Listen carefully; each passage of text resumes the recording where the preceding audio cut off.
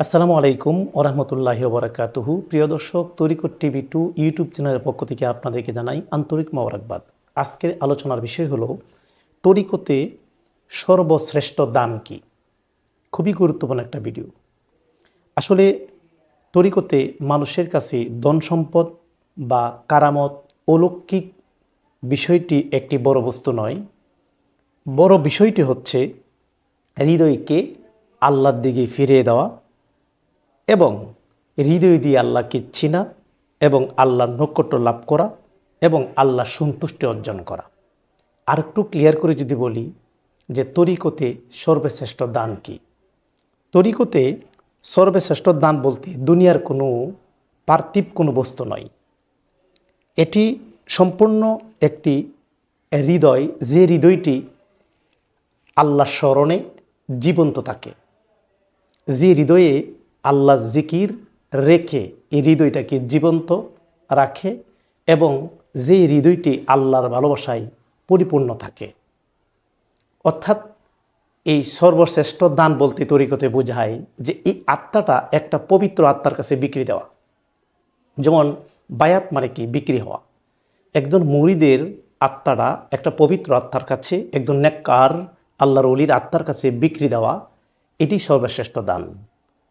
এখানে তরিকত জগতে সর্বশ্রেষ্ঠ যে নিয়ামতটি হচ্ছে সেটি হলো একজন কামেল মুর্শিদের সহবত পাওয়া। কারণ একজন কামেল মুর্শিদের সহবত ছাড়া, একজন কামেল মুর্শিদের সান্নিধ্য ছাড়া একজন মুরিদের আত্মশুদ্ধি এবং মারেফতের পথে পরিচালিত হওয়া সম্ভব হয় না। কাজেই এই তরিকার জগতে একজন কামেল মুর্শিদ পাওয়া এটা সবচেয়ে বড় একটা নিয়ামত। তো এখানে সুফি ইকরাম বলেন যে তরিকত শুরু হয় আত্মশুদ্ধি দিয়ে এবং মাঝপথে তরিকতে আল্লাহ স্মরণ থাকে এবং চূড়ান্ত লক্ষ্য হলো আল্লাহর মারেফত অর্জন, মানে আল্লাহর দিদার উপলব্ধি। এখানে তরিকত জগতে সর্বশ্রেষ্ঠ দান বলতে এখানে বোঝানো হচ্ছে যে একটা আত্মাকে পবিত্র আত্মার কাছে বিক্রি দেওয়া। যেমন একজন অসভ্য লোক সভ্য হয় একজন কামেল মুর্শিদের সহব্বতে গেলে, একজন খারাপ মানুষ ভালো হয়, একটা খারাপ আত্মা পবিত্র আত্মায় পরিণত হয় পবিত্র আত্মার সহব্বতে গিয়ে।